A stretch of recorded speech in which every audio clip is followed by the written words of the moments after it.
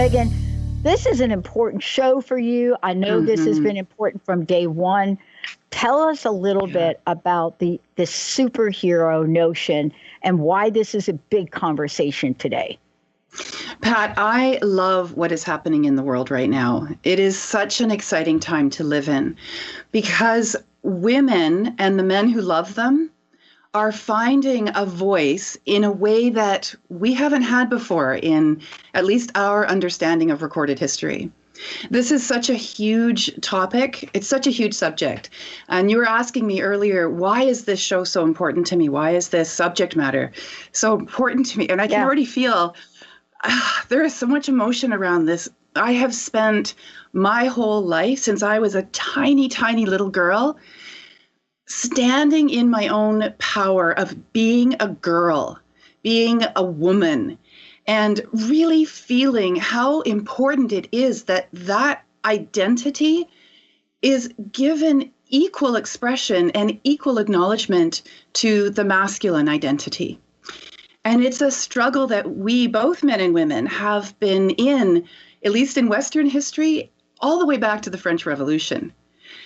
And there's this amazing representation of women throughout history that gets written out of the history classes, written out of the history books. As we find it again, as we find ourselves in our own history, we develop this sense of empowerment and of belonging. And of really knowing that if each individual woman has a sense that the story she's been told isn't true, now we can find the evidence of it. And it is so important that we see that evidence and share it with as big an audience as we possibly can. And I agree with you. And what I love about this, and I talked about this before when I first announced the show. And what I talked about is you and I share something in common. Now, what are the odds that two people who don't even live remotely close to each other would be two people that lived and grew up with these superheroes, with these comic books, with these characters? But there was a draw to it early on for you and for me. Yes. And here we are today. Why is women's empowerment, superhero energy, why is the time now? Oh, it's such a great question. You know, there's been this incredible evolution from, and when I go back to the French Revolution, I don't know how many people are aware of this, but about 7,000 women marched on Versailles during the French Revolution. And initially, these were a lot of women from the countryside. These were poor women. These were farming women. And they came on the city demanding bread. And many people know the story of let them eat cake. And it's been twisted a bit through history, but that's what most people remember about that.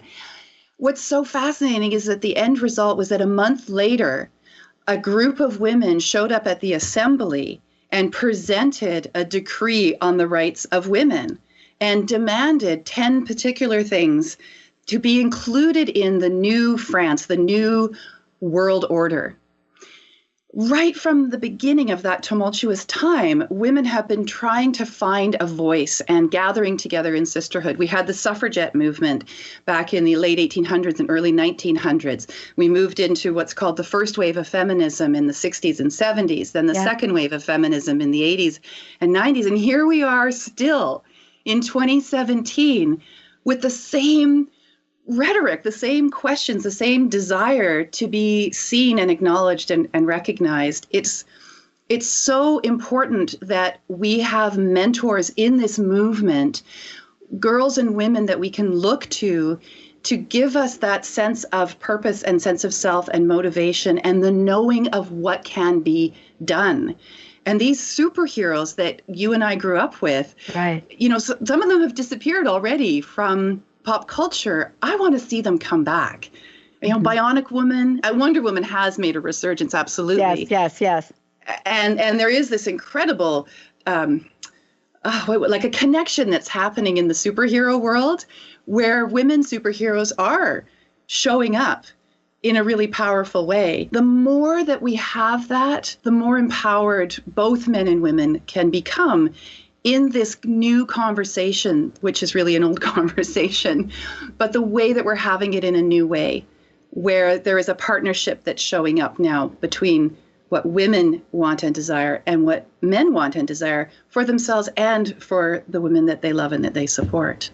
You know what I love about looking at this and kind of reflecting back for a minute is that those of us that grew up on the East Coast, that were part of that New York City, get out there, march, Bella Abzug, Gloria Steinem, that whole generational idea where voices were loud, but action was little.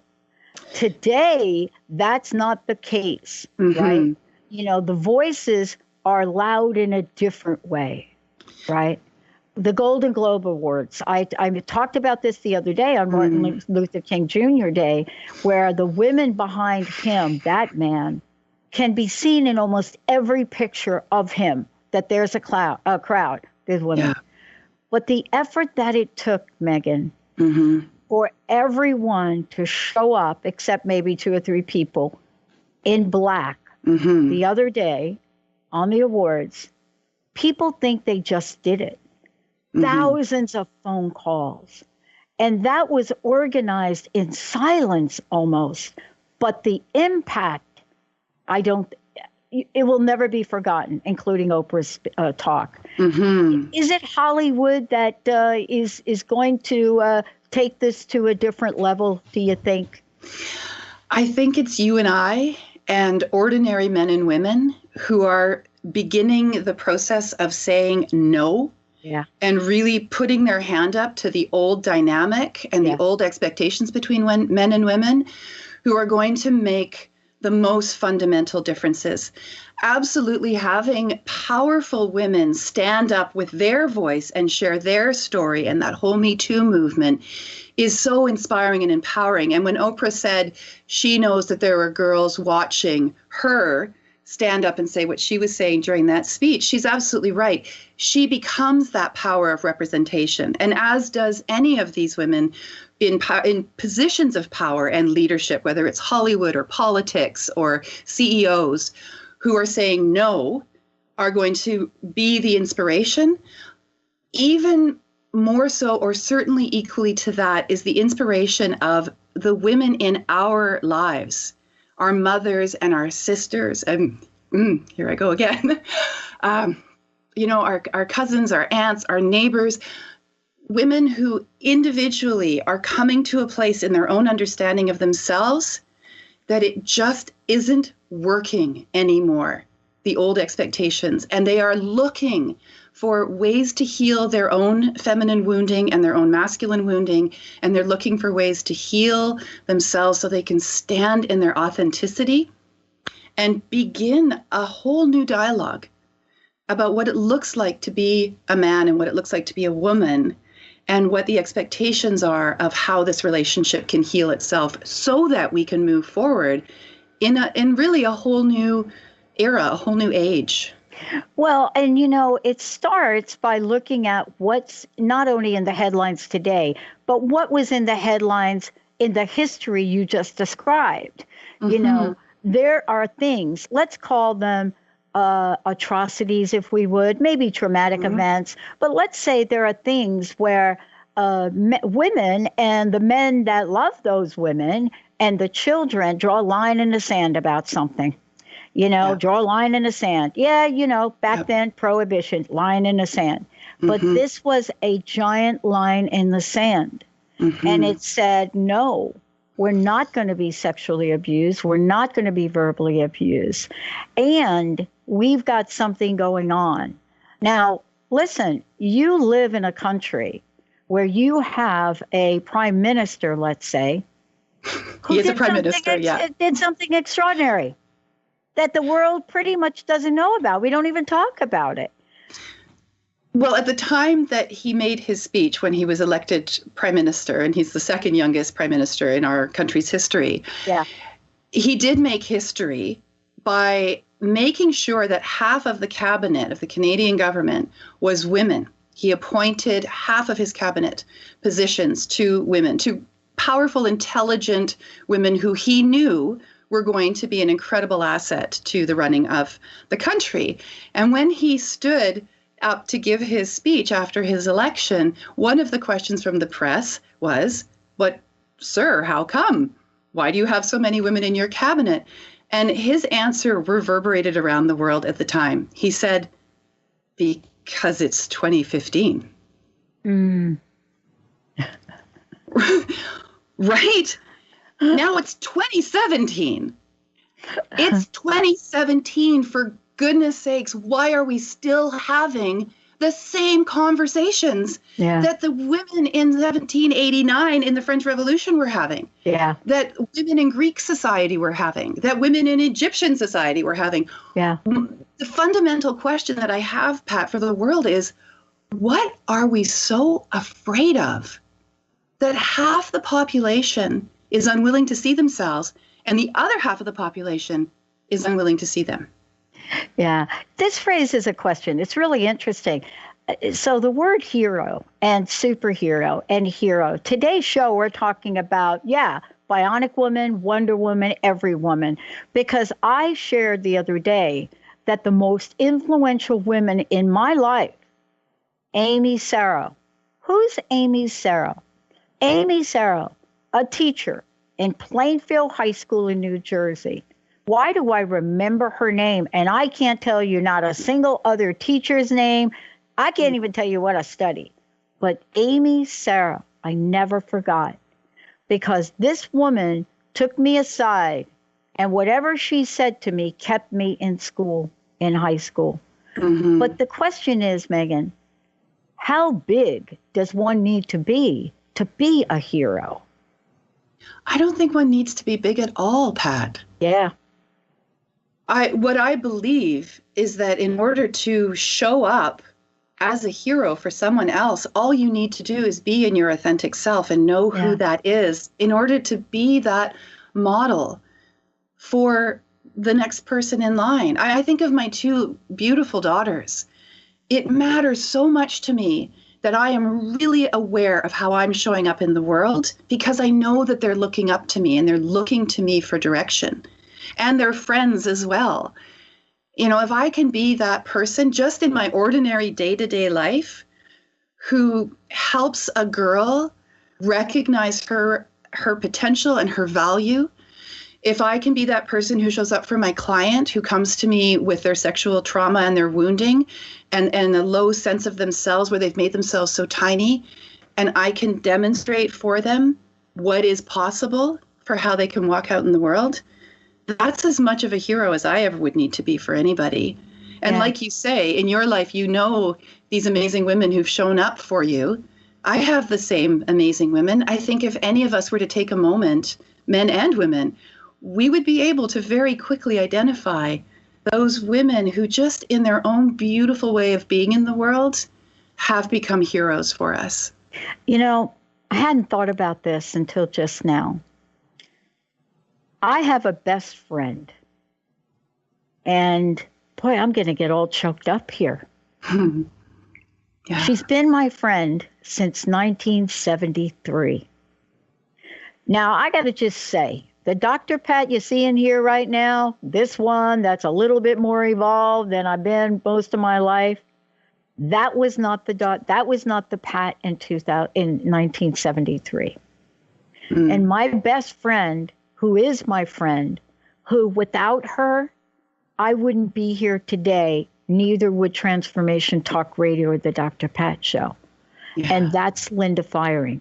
She's our producer. Those of you that listen, you talk to her. But it's also her family. It's the generations. And that's what I want to ask you about. It's Linda, who comes from parents that became my parents, that shaped me, guided me, loved me. How important is it for us to do that? To remember our lineage? Yeah, and then to create a new one for many. Yeah. Absolutely, absolutely. What I firmly believe and what I've seen happen in so many instances with my clients and their healing, as we do our own healing work, we create this ripple effect, and it goes out in time.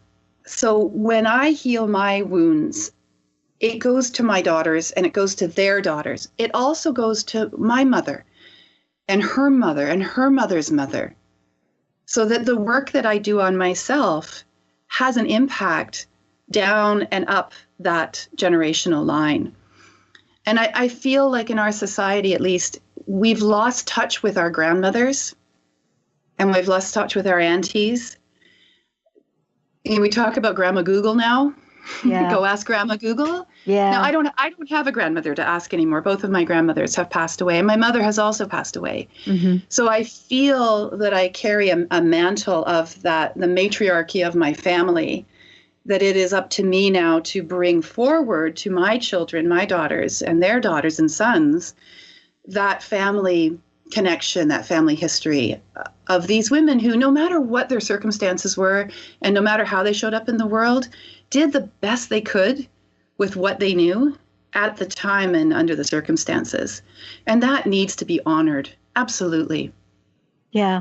And, there's so many that we are going to talk about and honor today. And by the way, if you're watching on Facebook Live and you've missed any part of this, it will replay later tonight.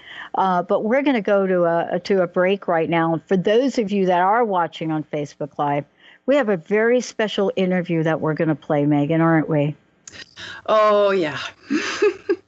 This is such an amazing moment, a conversation between myself and my oldest daughter. And I'm so happy to be able to share her with our audience and to be able to share this conversation that she and I had together. This is how we pass it down and pay it forward. Let's take a short break. When we come back, Megan and I are going to take you on a journey. What do we have to do to heal the divide? What is it? And who have been the influences of the gods, the goddesses, the energy, the life force that instills the empowerment in each and every one of us? But what is it we are ready to heal? And why is the world needing it? Let's take a short break. Please enjoy this if you are watching on Facebook Live. Hi, everybody. I want to introduce you to my daughter, Emily. Emily's going to share with us today some of her experiences of what it's been like to grow up surrounded by strong female superheroes, and created some of her own female superheroes.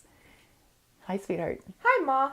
So how does it feel for you when you see these women superheroes out on the big screen or in the comic books? What does that feel like? It's really cool. I mean, I'd love to be a superhero and stop crime. I've been told that's, not really reasonable, since I'm less bulletproof than they are by a substantial margin.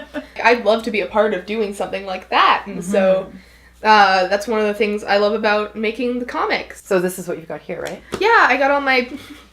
So talk to me about the evolution of these amazing women that you've created over the last few years. First time I did this was for an English project in grade 7. Okay, so these are the two main characters in your comic story? They were the two first characters. I have a main group of about 7 that I focus on. Mm-hmm. I've made a total of over 200 comic book characters. And how many of those are women superheroes? In overall, 12 of them are boys. I have a great majority of the characters are female. Who is your favorite female superhero? That's tough. That's really tough. I love She-Hulk. She-Hulk's awesome. She's a super strong character, and Jennifer Walters is also a lawyer. I think being a lawyer would be really fun. And I love Squirrel Girl. Mm-hmm. I like that she has other ways of solving all the conflicts other than shoot a bigger laser beam. Right. And then lastly, I love Thor. Jane Foster, who used to be one of Thor's love interests, and whose character currently in the comics is dealing with cancer. Oh, wow. Picked up the hammer, and so now she's Thor. Your daughters.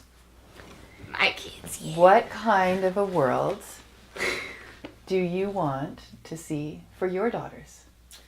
Well, I like something my school does, which is co-ed gym classes. Mm-hmm. And I think that's really beneficial because it decreases the stereotype of, the boys can't play with the girls because obviously the boys are stronger. It's some of the strongest and best people in my gym class, I think most of them are girls. And so I think that, I know the school is going to be changing soon to co-ed for all of it. Oh, good. And in the English streams, I'd love to see that for all the schools around here. What would you say to somebody who tried to tell one of your daughters that she couldn't do something because she was a girl? With keeping it PG, I'd probably tell them that they're completely wrong and then proceed to do whatever thing they said I couldn't do better than them.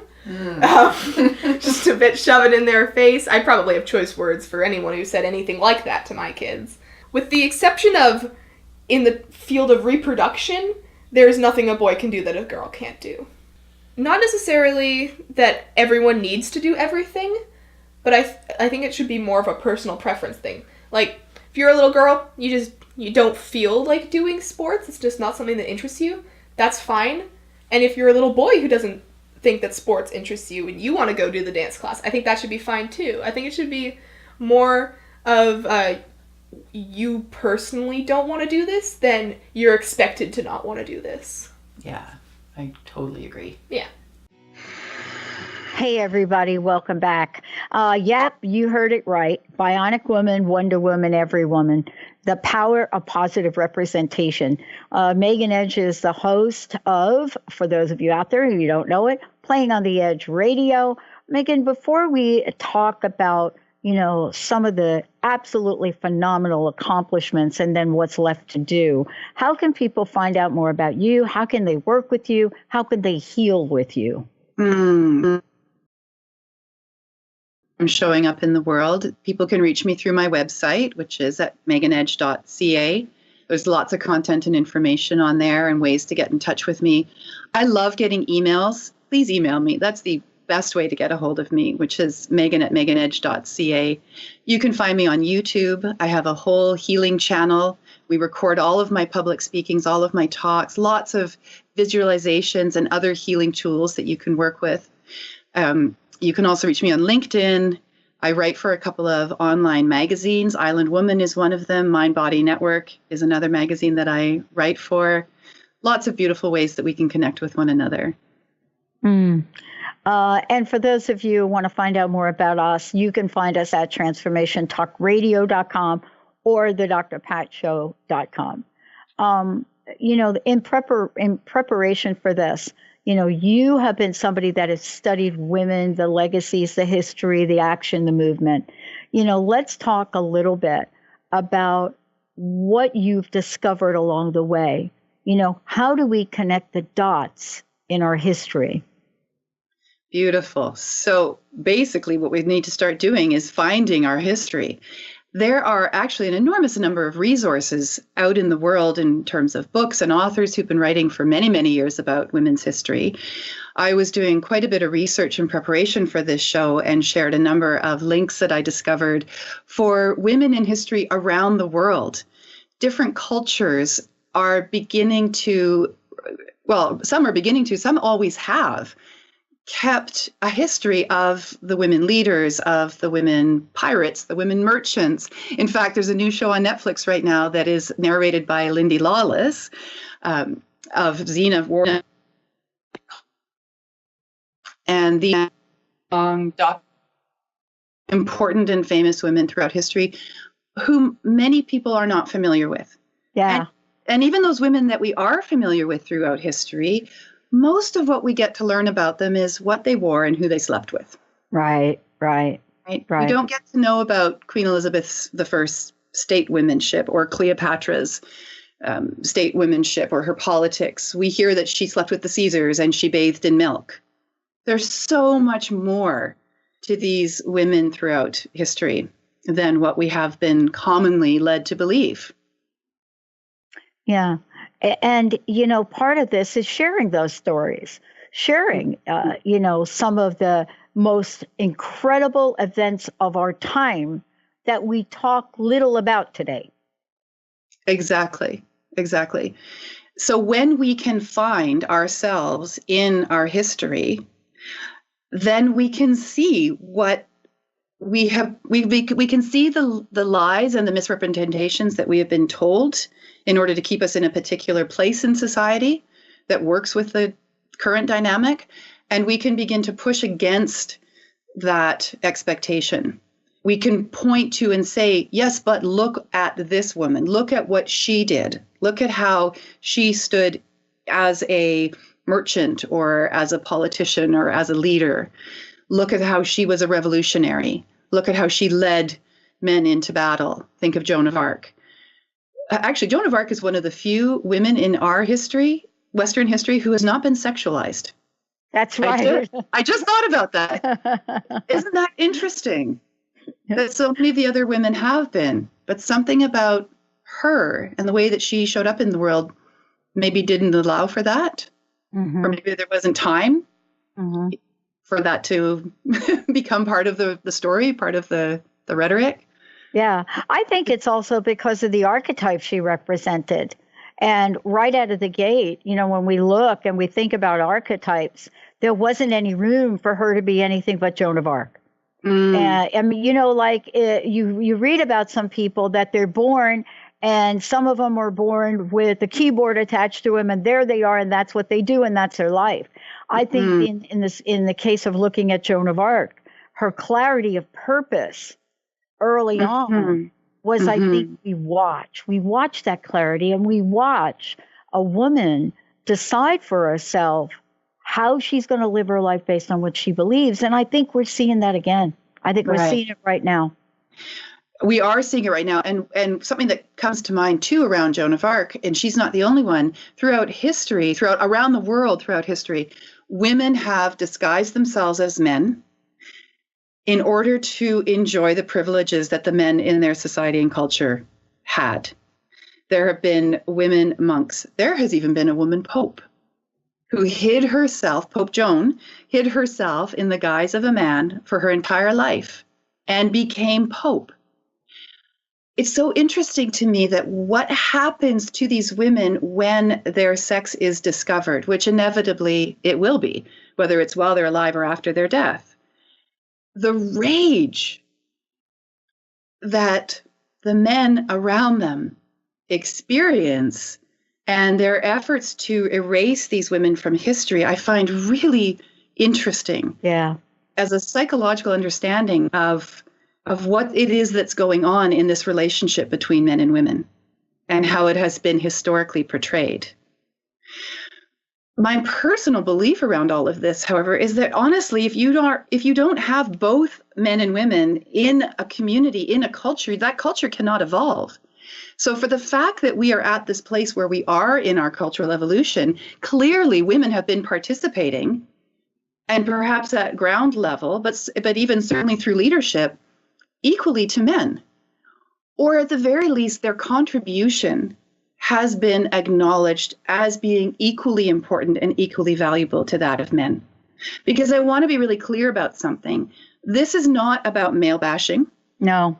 And this is not about saying that every woman has to now become a man or do everything that every man has done. And that was something that my daughter referred to in that conversation that she and I had.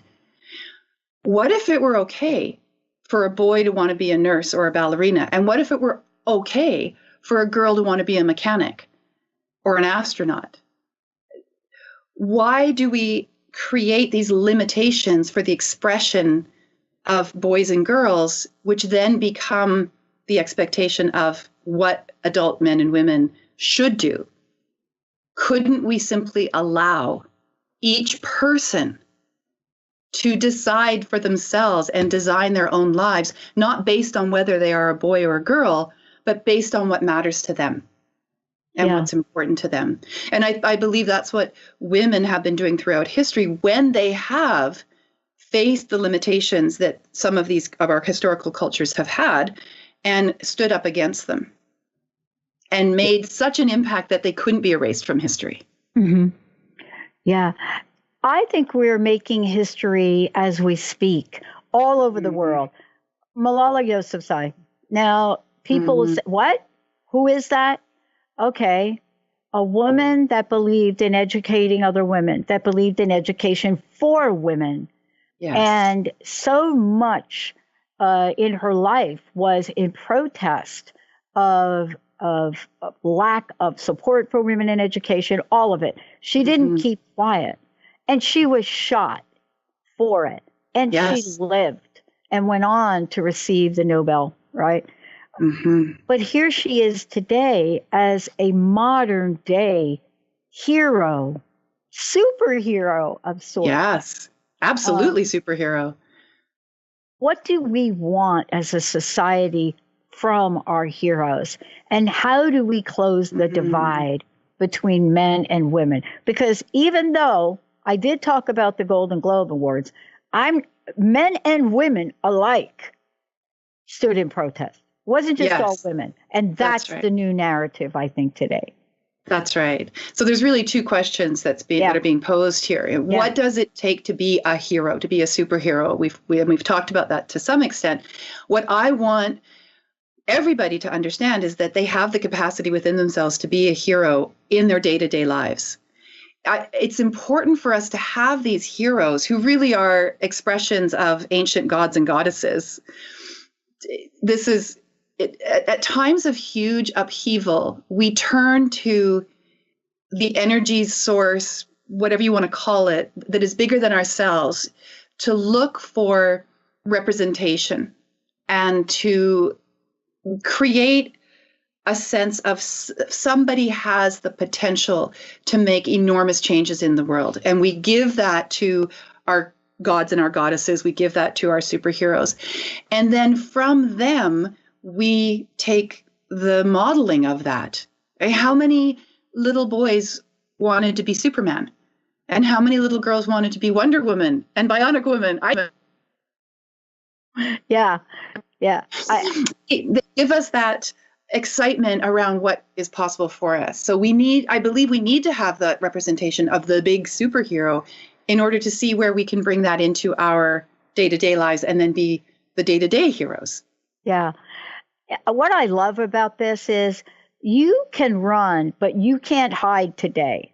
So if you want, let's go back to 1968 and the first protest, I believe, on record of the Miss America pageant. Right. It was the first one. And for those of you that don't know about it, it was go down there and burn your bra. All right. Yeah. September. Great time for Atlantic City. Fast forward to today. And in that arena today, and it was December, here we had one of the most scandalous situations. And again, there was a line drawn in the sand, and people, men and women, say, no, we're not going to take that. Vulgar emails have no place in our society. Isn't this part of the healing of closing the divide? It absolutely is. What I've observed from that very first on record women's protest back in the French Revolution, and then all the way through what we've been doing this past century and this current century, women have been in conversation with one another, and there's been lots of division in these conversations. But you were mentioning earlier, where was the action? Well, the action was in the conversations that we were having, in finding a voice within a safe container of relationship with our sisters. And equally, there was a men's movement going on, which actually right now is not getting as much press as what the women are doing, but it was there. And men were gathering in groups, and they were starting to talk about the emotional piece. They were starting to talk about their own divine feminine within them, creating their own safe container for that conversation. What has been created now out of that is that it feels safe for those men who are ready to say no to their own brothers for the behaviors that they're seeing, that they no longer wish to just stand by and allow to happen. They have a safe place to do that now.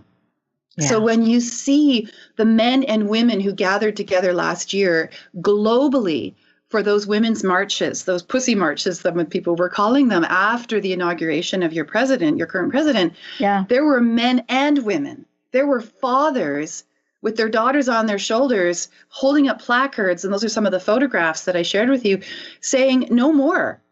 My daughter will not have that experience. And these are the men who are doing their own work now and healing their own masculine wounds and really looking at the question of what is it to be a man, at the same time that women are doing the same thing and looking at, so what does it mean to be a woman?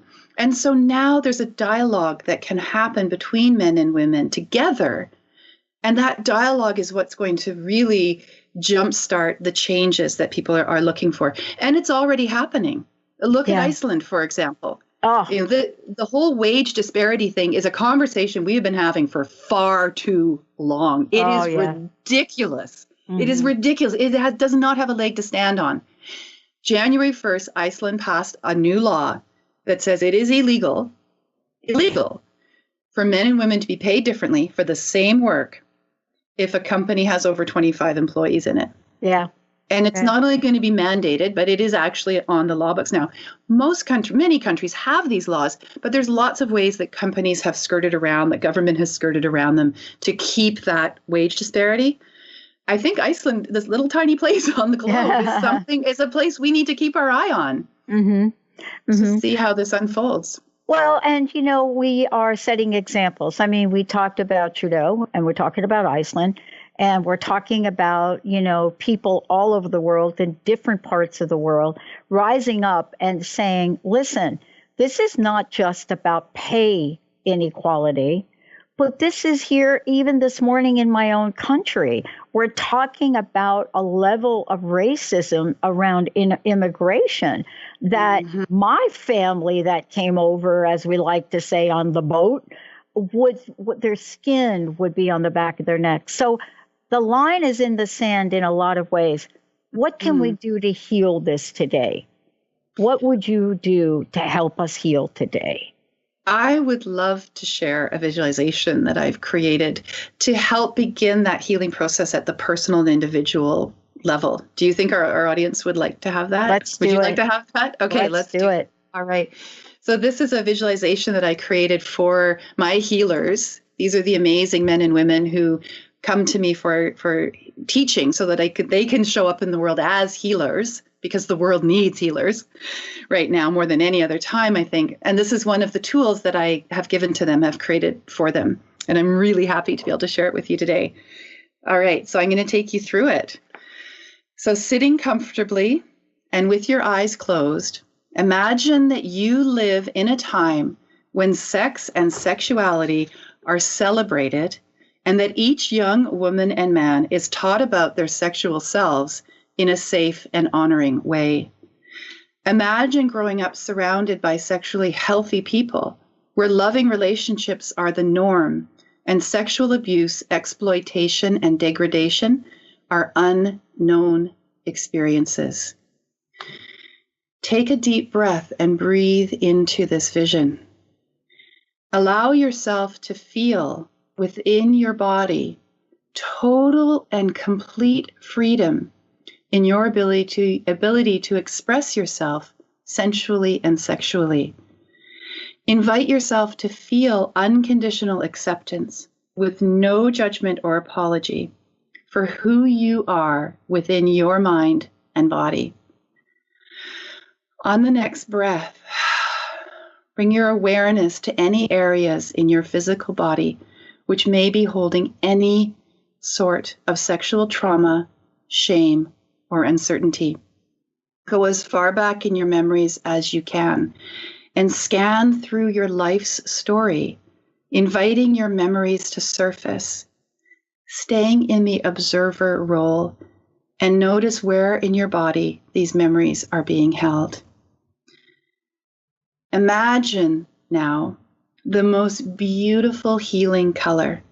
Send this energy to any of the places in your body where energy is being held from these experiences, clearing away all negative emotion and energy connected with your experiences. Do this as many times as you need to. And now take a deep breath in, and on the exhale, breathe out the same healing color. Everything you no longer need or want to hold on to within your body. Take a deep breath in, and on the exhale, say to yourself, I am whole, I am healed, I am free. And now slowly open your eyes and move back into your day, knowing that you can repeat this exercise at any time you feel your old wounds surfacing. And this is also an excellent visualization to do on behalf of somebody else. Mm-hmm. So you could take that visualization and that healing energy and that color, and you could send it out from your heart and your solar plexus and bathe the entire world. Send it to every person on the planet who has a need right now for this kind of healing work. If we are unable or unwilling to do the healing at the core level, at our source, we will not be we will not be able to show up in the world and hold space for other people's healing. This is where it begins. It begins with the individual. It begins with the authentic self. It begins with us doing our own healing work so that then we can step into a group and we can help with the healing of that group. And then we can step into our community and we can help with the healing of that community. So what I would love to see more than anything else in all of this is that my daughters can step out of their front door and never have to wonder about their own value simply because they are women. I want them to know their value, and I want that reflected back to them everywhere that they go and everywhere that they look. And similarly for men, I want them to have a really strong, beautiful sense of who they are in the world, where they no longer feel like they have to put down or subjugate women in their lives as a way to feel better about themselves. I mean, wouldn't it be amazing, Pat, if we were all walking around feeling really good about ourselves? Yeah. And we didn't need to put anybody down? Well, here's what I love about the way people are coming together all over the world. We're coming together in praise for each other. We're talking about some horrific acts, horrific, and we're praising the people that are coming forth. See, in the past, we wouldn't be able to praise them because the accusations about them would be so loud that the praise would be drowned out by our belief in accusing the accuser. And today, that to me is one of the most transformative, pinnacle of courage that I've seen, is that the praise for women that are standing tall is louder than the accusations about them. Yes. And that's the major change for me today. That's what I'm seeing. Yeah. Something else that I'm also seeing, which I think is really valuable and really important, is that the voices that blame the victim are becoming quieter and smaller because we're beginning to see the context, right? When we ask the question, well, why did you go to your boss's office? Well, how could I not have gone to my boss's office? We're starting to look at the bigger picture because we're connecting the dots as to how systemic this. Yeah. Horror of that is what brings us to this place of saying no more. Yeah. No. Are we going to tolerate this? And awareness, we can then move into the how.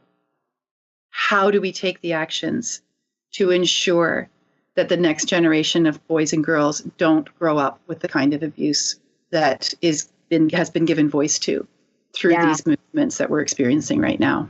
Yeah. Well, I will tell you, in our country right now, there are a lot of people walking on eggshells right now. Mass exodus from high offices and positions, and for very good reason.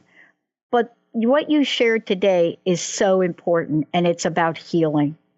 So thank you for today. Megan, how can people find out more about you, and what's the personal message? What would you like to leave us with today? Well, first of all, I want to thank you, Pat, for being a hero as well to myself and to so many other people to whom you have created a space where voices can be heard. Thank you. I think that's really important. And I would say to anybody who's watching and listening, if you have something to say, here's a beautiful place to come and say it. Come and work with Pat and her amazing team, or find yourself an online magazine, or find yourself into your local radio station, or get up in front of people and talk. Let your voice be heard. You have something important to say.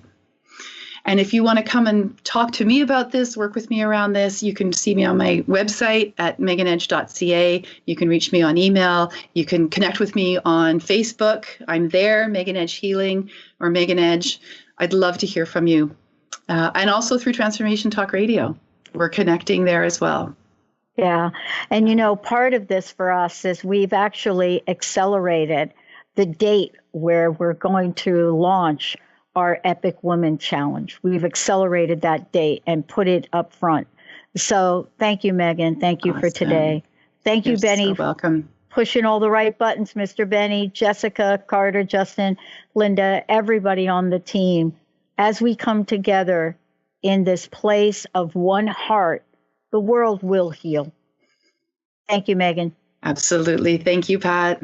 All right, let's rock on. I'm ready to get my cape on and fly off to another planet. All right, everybody. I've got mine on. Yeah, you do. I got my little leopard thing on right here. My little, I decided to be leopard. Maybe they'll do a movie about leopard woman. Everybody. All right. There is leopard woman. Oh, is there? Oh no. There is. Oh my gosh. Yeah, I'm still a fan of Michonne from The Talking and Walking Dead. Yeah, Michonne, unbelievable. That's another show. We'll see you next time. You've been listening to Playing on the Edge Radio with Megan Edge. Tune in each month on Transformation Talk Radio and the Dr. Pat Show Network, providing you with ways of sustaining radical and powerful changes in your life. If you've missed any part of this episode or want to find out more about Megan Edge, visit her website at meganedge.ca.